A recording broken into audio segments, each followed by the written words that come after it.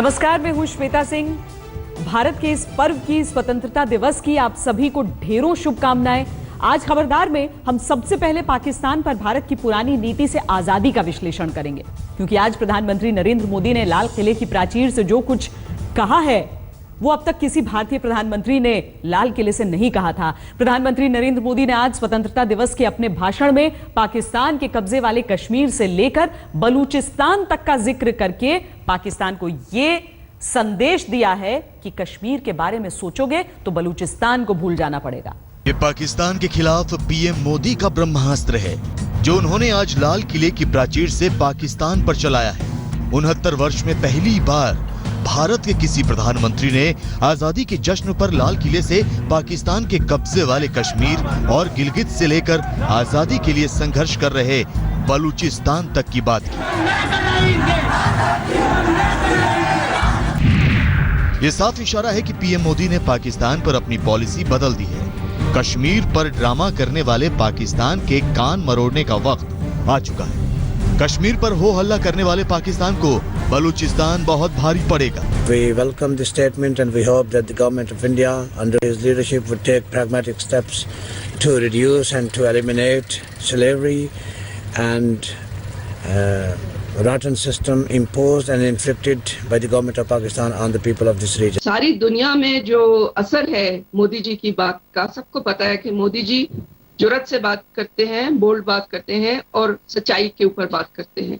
तो इसलिए दुनिया में जो बलूचिस्तान का इशू है, जो पाकिस्तानी ऑक्यूपाइड कश्मीर बल्तिस्तान का इशू है, वो अब बहुत सीरियसली लिया जाएगा। पीओके से लेकर गिलगित बाल्टिस्तान और बलूचिस्तान, पाकिस्तान के लिए अब जवाब देना मुश्किल हो रहा है। खास तौर पर बलूचिस्तान पर पीएम मोदी का बयान पाकिस्तान को बहुत चुभ रहा है। पाकिस्तान को लगने लगा है कि 1971 के बाद उसकी दूसरी टांग टूटने वाली है। बलूचिस्तान पर पहली बार खुलकर बात हो रही है, क्योंकि भारत के प्रधानमंत्री ने ऑल पार्टी मीटिंग से लेकर अब लाल किले की प्राचीर से भी बलूचिस्तान की बात कर दी है। बलूचिस्तान में पाकिस्तान के अत्याचारों की पिछले 70 वर्ष में ऐसी कहानियां हैं जिनका सच पूरी दुनिया से पाकिस्तान छुपाता रहा है। बलूचिस्तान में जो कुछ हो रहा है वो ठीक वैसा ही है जैसा पाकिस्तान ने 1970 के दौरान बांग्लादेश में कत्लेआम करके मचाया था। जिन अत्याचारों की वजह से बांग्लादेश ने लंबे संघर्ष के बाद पाकिस्तान से अपनी मुक्ति पाई। पीएम मोदी से बलूचिस्तान की आवाज को नई ताकत मिली है। पाकिस्तान को भी इस आवाज की कूटनीतिक गूंज सुनाई दे रही होगी। वो अब भारत के सामने कश्मीर पर बात करने की नाक रगड़ रहा है। आज पाकिस्तान के विदेश सचिव इस्लामाबाद में भारत के हाई कमिश्नर से मिले और कश्मीर पर बात करने के लिए चिट्ठी सौंपी, लेकिन पाकिस्तान ऐसा करके बलूचिस्तान का जवाब देने से भाग नहीं सकता। आज तक ब्यूरो।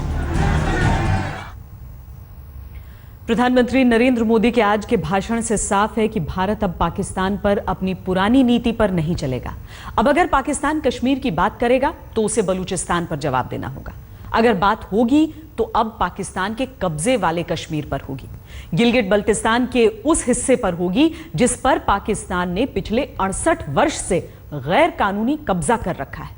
पाकिस्तान पर बलूचिस्तान वाला ब्रह्मास्त्र चलाकर पीएम मोदी ने पाकिस्तान के लिए कान मरोड़ो पॉलिसी तय कर दी है। ये 3 तस्वीरें बता रही हैं कि किस तरह से पीएम मोदी ने पाकिस्तान पर डिप्लोमेसी का गियर बदला है। शपथ ग्रहण में बुलाना, लाहौर में जाकर समझाना और जब न माने तो बलूचिस्तान की याद दिलाना। अब पाकिस्तान जैसा करेगा वैसा ही उसको भुगतना पड़ेगा, क्योंकि लाल किले से पहली बार पीओके, गिलगित और बलूचिस्तान की बात करके पीएम ने साफ इशारा कर दिया कि पाकिस्तान पर भारत की पॉलिसी अब पहले जैसी नहीं है। आज हम सैनिकों को, भूतपूर्व सैनिकों को और जो सर्विंग सैनिक हैं उनको बहुत खुशी हुई कि जो बयान हम बहुत देर से बड़ी आतुरता से सुनना चाहते थे वो आज हमको सुनने को मिला। This was vintage Modi ji. आज लाल किले की प्राचीर से पीएम मोदी ने पाकिस्तान को सीधा मैसेज दिया, जिसे अगर पाकिस्तान समझ जाएगा तो उसी में उसका भला है। कश्मीर पर पाकिस्तान का राजनीतिक और कूटनीतिक ड्रामा और आतंकवाद का खेल अब ज्यादा नहीं चलेगा। ये पीओके, गिलगित बाल्तिस्तान से लेकर पाकिस्तान के अत्याचारों के तले कुचले जा रहे बलूचिस्तान की आवाज को बुलंद करने का ही असर है कि आज पाकिस्तान ने उन बलोच नेताओं को बातचीत का प्रस्ताव दिया है जो विदेश में रहकर बलूचिस्तान के लिए आजादी की लड़ाई को आगे बढ़ा रहे हैं। कश्मीर पर ड्रामा करने वाले पाकिस्तान की बलूचिस्तान पर बोलती बंद है। का नतीजा है। अब तक भारत ने बलूचिस्तान की आवाज को उस तरह से कभी नहीं उठाया जिस तरह से अब भारत खुलकर बोल रहा है। पीओके गिलगित के साथ ही बलूचिस्तान के मामले में भारत ने पाकिस्तान के कान मरोड़ने शुरू कर दिए हैं। पीएम मोदी के ट्रैक चेंज से विपक्ष, खास तौर पर कांग्रेस, बुरी तरह से कंफ्यूज है। कश्मीर के बारे में एक शब्द भी उन्होंने बोला, एक सहानुभूति के बारे में नहीं बोला। कश्मीर के औरतों और बच्चों के लिए जो इतने मारे गए और 36 दिन से आज कर्फ्यू है कश्मीर पे, तो एक शब्द नहीं। बलूचिस्तान की जहाँ तक बात है, पीओके की जहाँ तक बात है, ये नरसिम्हा राव जी ने सबसे पहले ये बात अंतर्राष्ट्रीय फोरम्स पे उठाई थी और उन्होंने इस मामले में कारगर ढंग से इसको पूरे उसमें अंतर्राष्ट्रीय फोरम पे इसका ही किया था। ये सरकार का क्या है कि बोलते तो सब कुछ है, ललकारते हैं, बोलते हैं कि अब सब करते, मीडिया बोलता है ललकार दिया, ये कर, होता जाता कुछ नहीं कि ये सरासर गलत है। हमें किसी देश में, चाहे वो हमारा मित्र देश हो या चाहे हमारा दुश्मन देश हो, हमें दो देश के अंदरूनी मामले में बोलने का कोई अधिकार नहीं है। अगर एक व्यापक कोई चर्चा ह्यूमन राइट्स को लेकर हो, मानव अधिकार को लेकर हो, तो वहाँ विश्व के किसी भी हिस्से पर कुछ ऐसा होता है तो उस पर हम अपनी बात दर्ज कराएं। लेकिन लाल किले से कश्मीर की बात करते हुए बलूचिस्तान की बात लाना मुझे लगता है सरासर गलत है और इससे हमको बहुत कष्ट होगा। आतंकवादियों को आगे करके पाकिस्तान कश्मीर के तनाव में अपने लिए मौका देख रहा है। कश्मीर में पाकिस्तान के पैसे और हथियार से चलने वाले आतंक ने भारत की आजादी के जश्न के दिन भी श्रीनगर पर हमला किया। नौहट्टा में सीआरपीएफ कैंप में आतंकवादी हमला हुआ जिसमें 2 आतंकवादी मारे गए। आतंकवादियों से लड़ते हुए सीआरपीएफ के कमांडिंग अफसर प्रमोद कुमार शहीद हुए। पाकिस्तान की इस आतंक और पाकिस्तान की इन चालों का मुंहतोड़ जवाब जम्मू कश्मीर और देश देगा। आज जम्मू कश्मीर की मुख्यमंत्री महबूबा मुफ्ती ने भी आजादी के जश्न पर पूरे राज्य को कश्मीर पर मिलकर आगे बढ़ने वाला संदेश दिया है। ये जम्मू कश्मीर का पाकिस्तान के लिए संदेश है कि वो जम्मू कश्मीर में भारत के अंदरूनी मामले से दूर रहे। पाकिस्तान को अभी समझ में नहीं आ रहा है कि कश्मीर में आग लगाकर आग से खेलना उसे बहुत भारी पड़ेगा। आज तक ब्यूरो। खबरदार में अब हम आपको आजादी के जश्न पर गर्व से भरी आज की सबसे शानदार तस्वीर दिखाते हैं। ये वीडियो जम्मू कश्मीर के त्राल से आया है, जहां आज आर्मी के एक जवान ने टावर पर चढ़कर तिरंगा फहराया। 14 अगस्त को इस टावर पर पाकिस्तान के एजेंटों ने पाकिस्तान का झंडा फहराया था, लेकिन सेना के जवान ने जीवन की परवाह न करते हुए पाकिस्तानी झंडे को हटाकर भारत का तिरंगा लहराया।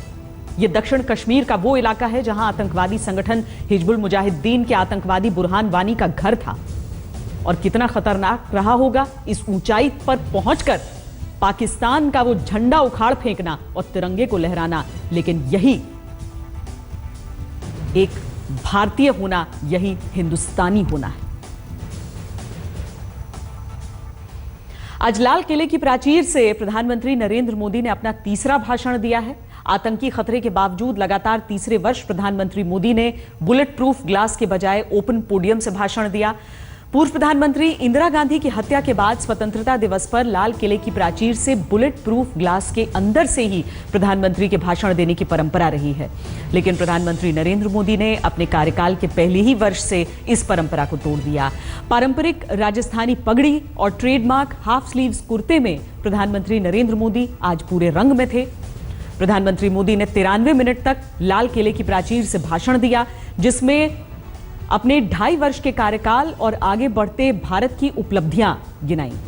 ये लाल किले की प्राचीर से किसी भी प्रधानमंत्री का सबसे बड़ा भाषण था।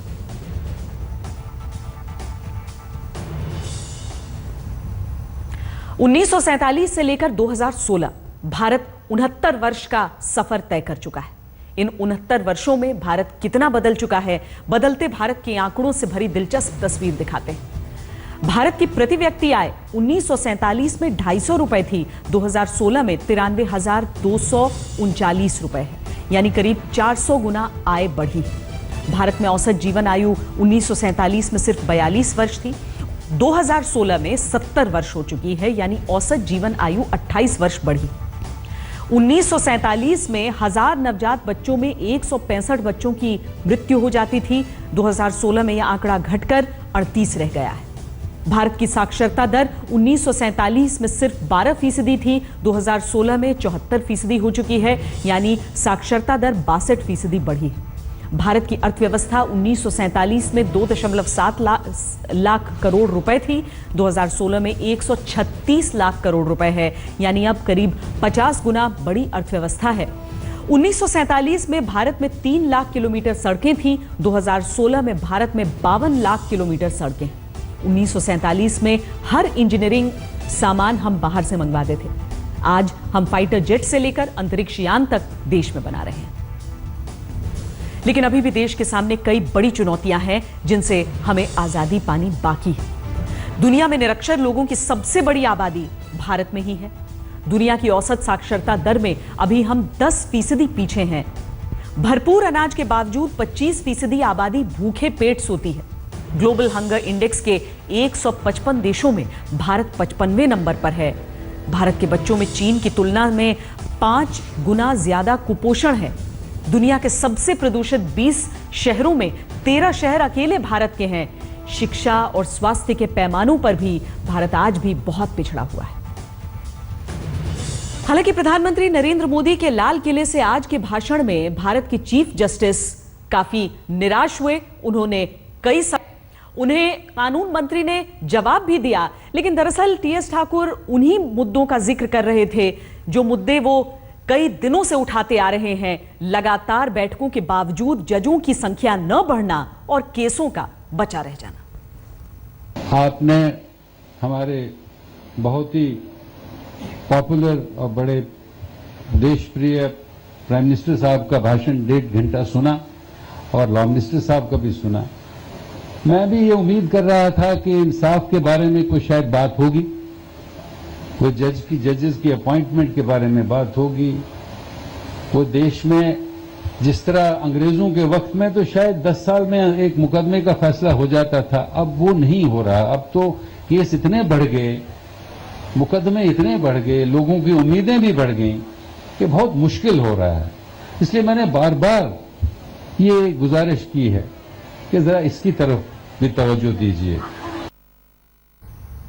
खबरदार में अब हम आपको सियाचिन से आज तक की रिपोर्टिंग का पार्ट 2 दिखाएंगे। शनिवार को खबरदार में हमने आपको सियाचिन बेस कैंप से ग्राउंड रिपोर्ट दिखाई थी और बताया था कि कैसे सियाचिन में 22,000 फीट तक ऊंची चोटियों पर देश के जवान सीना ताने सीमाओं की सुरक्षा में तैनात रहते हैं।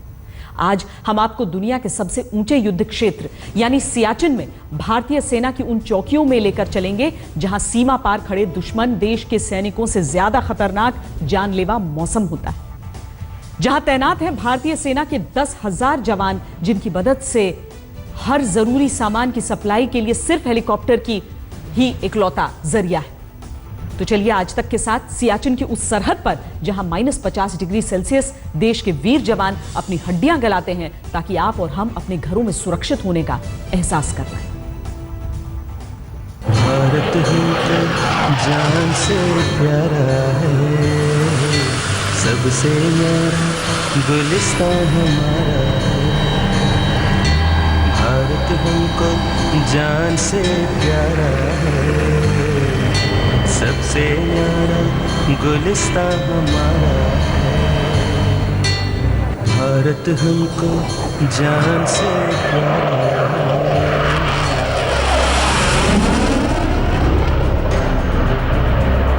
दुनिया के सबसे ऊंचे रण क्षेत्र से आज तक की जांबाज रिपोर्टिंग में हमने आपको दिखाया कि कैसे भारतीय वायुसेना सियाचिन के बर्फ से ढके पहाड़ों पर जवानों के लिए वरदान साबित होती है।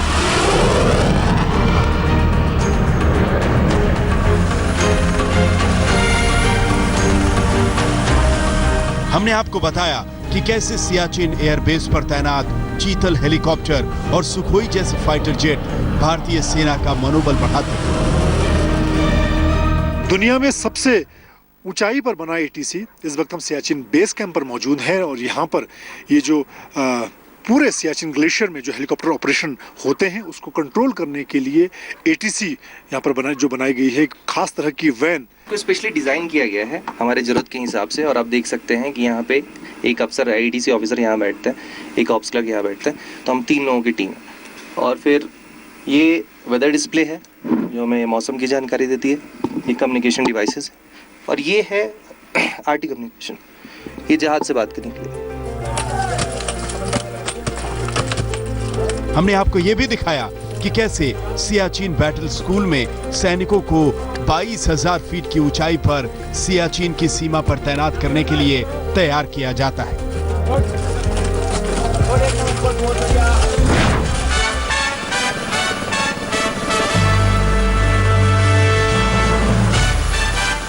अब हम आपको सियाचिन में 17,000 फीट की ऊंचाई पर बनी एक फॉरवर्ड पोस्ट पर लेकर चलते हैं। अब हम चीतल हेलीकॉप्टर से सियाचिन एयरबेस से आगे जो 17,000 से लेकर 22,000 फीट की अग्रिम चौकियां हैं वहां के लिए आगे बढ़ रहे हैं और ये सबसे अहम हेलीकॉप्टर है जो इस पूरे इलाके में सियाचिन क्षेत्र में जवानों को पहुंचा पाता है, उनका रेस्क्यू कर पाता है।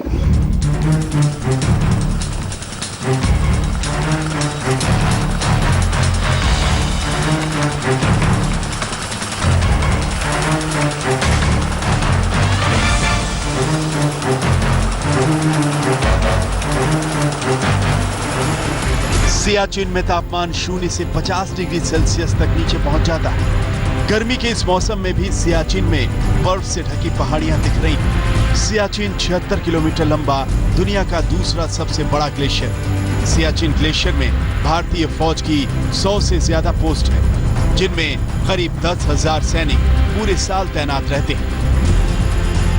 चाहे मौसम कितना भी जानलेवा क्यों ना हो, हम जिस वक्त चीतल हेलीकॉप्टर से सियाचिन ग्लेशियर के ऊपर से गुजर रहे थे, उस वक्त सेना की छोटी छोटी पोस्ट नजर आ रही थी।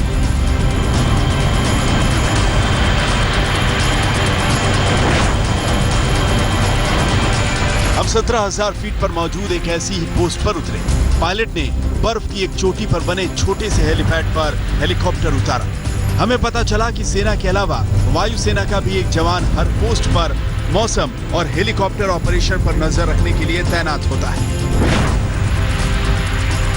इस वक्त हम सियाचिन ग्लेशियर की एक फॉरवर्ड पोस्ट पर मौजूद हैं और ये करीब 17,000 फीट की ऊंचाई पर मौजूद है। यहाँ पर 5 से 6 जवान मौजूद होते हैं एक वक्त में और ये उनके रहने का यहाँ पर जो बंकर बनाए गए हैं, कुछ पुराने बंकर भी यहाँ पर मौजूद हैं, लेकिन कुछ नए बंकर बनाए गए हैं। ये पीछे बंकर देखे जा सकते हैं जो बर्फ के बने हुए बंकर हैं, जिनको सफ़ेद कपड़े से ढका गया है, जिससे कि ये गर्मी में यानी कि सूरज की रोशनी से पिघल ना सकें और ऐसे मुश्किल हालात में यहाँ पर जवान रहते हैं। पूरा इलाका देख सकते हैं, पूरी घाटी जो है वो बर्फ से ढकी हुई है। इस वक्त इस पोस्ट की अगर हम बात करें तो 6 जवान यहाँ पर मौजूद हैं और अभी यहाँ पर एक हेलीकॉप्टर इस वक्त उतर रहा है, जिससे यहाँ पर कुछ सामान इन जवानों के लिए, इस पोस्ट के जवानों के लिए ड्रॉप किया जाएगा।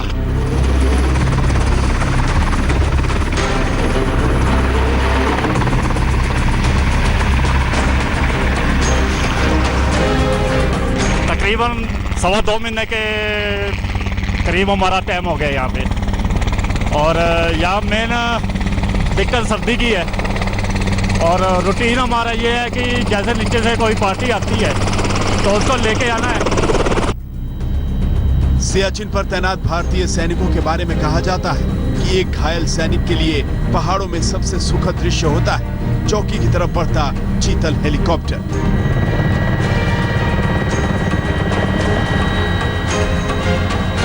सियाचिन के पोस्ट पर जब हम मौजूद थे तभी सियाचिन की एक पोस्ट पर चीतल हेलीकॉप्टर से सैनिकों के लिए जरूरी सामान को पैरा ड्रॉप करना शुरू किया गया।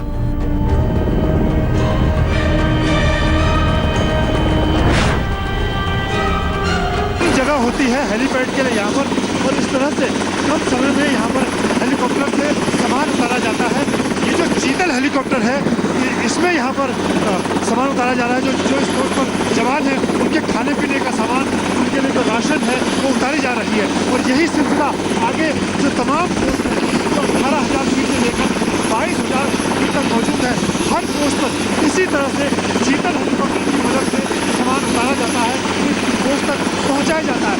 क्योंकि हेलीकॉप्टर के समय यहाँ पर जो हेलीपैड है वो छोटा है और मौसम लगातार खराब हो रहा है, ऐसे में हेलीकॉप्टर को बंद नहीं किया जाता है और चलते हुए हेलीकॉप्टर से सामान को यहाँ पर उतारा जाता है।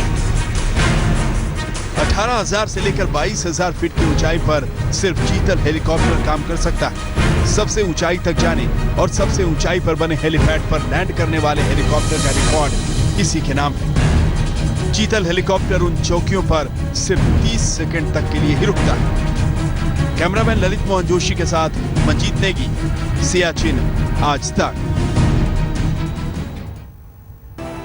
सियाचिन में आज तक ने अपनी जाबाज रिपोर्टिंग के दौरान पिघलते सियाचिन ग्लेशियर के साइड इफेक्ट्स को महसूस भी किया और अपनी आंखों से देखा भी। आप भी देखिए सियाचिन में ग्लोबल वार्मिंग ने कितना बड़ा खतरा पैदा कर दिया है।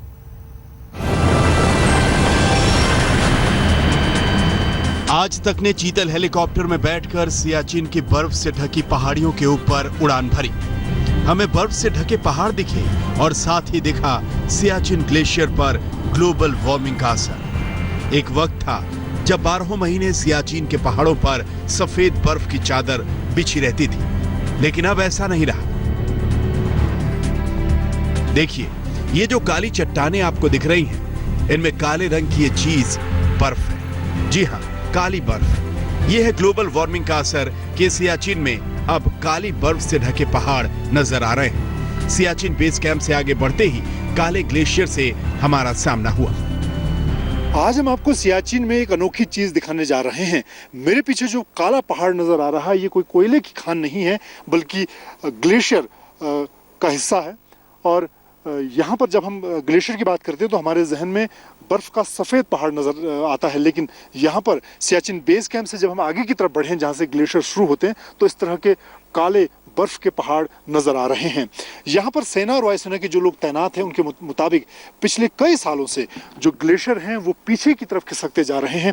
इसके आगे जो आगे चोटियाँ हैं, जिन पर जो पोस्ट हैं भारतीय सेना की 22,000 फीट ऊंचाई तक, वहाँ पर अभी सेना की तैनाती है। लेकिन अगर बर्फ की बात की जाए तो पूरा इस वक्त हम यहाँ पर सियाचिन बेस कैंप से लेकर ग्लेशियर तक की बात करें तो पूरा इलाका बर्फ से खाली है।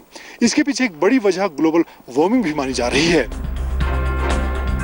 ये सियाचिन पर ग्लोबल वार्मिंग का अटैक है। उस सियाचिन में जो दुनिया का सबसे ऊंचा युद्ध क्षेत्र है। सियाचिन में हमेशा से ही जानलेवा मौसम सीमा पार खड़े दुश्मन से बड़ा खतरा साबित होता था, लेकिन अब ये जानलेवा मौसम और भी ज्यादा खतरनाक हो गया है। ग्लोबल वार्मिंग की जगह से तेजी से बर्फ पिघल रही है और सियाचिन से निकलने वाली नुब्रा नदी में अब पानी की मात्रा बढ़ गई है। देखिए, जनरली ग्लोबल वार्मिंग हो रही है। पिछले 5 से 7 सालों में करीब 3 से 5 डिग्री टेम्परेचर पृथ्वी का बढ़ा है। अब इस टेम्परेचर के बढ़ने की वजह से क्या हुआ है कि ग्लेशियर की मेल्टिंग बहुत ज़्यादा हुई है। खासकर ग्लेशियर जहां ख़त्म होता है, जिस जगह पे हम खड़े हैं, हमारा ट्रेनिंग एरिया, वहाँ पे स्नाउट आइस चंक्स जो हैं ग्लेशियर में टूट के गिरते रहते हैं। तो इस वजह से क्या हो रहा है कि ग्लेशियर कम हो रहा है, पीछे भी जा रहा है और हाइट में भी कम हो रहा है। अब सियाचिन ग्लेशियर हमारी शान है। सियाचिन ग्लेशियर में इंडियन आर्मी बड़े सालों से डिप्लॉयड है।